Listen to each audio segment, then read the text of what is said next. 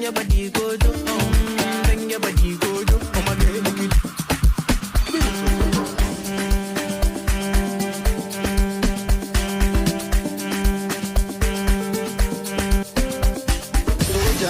it.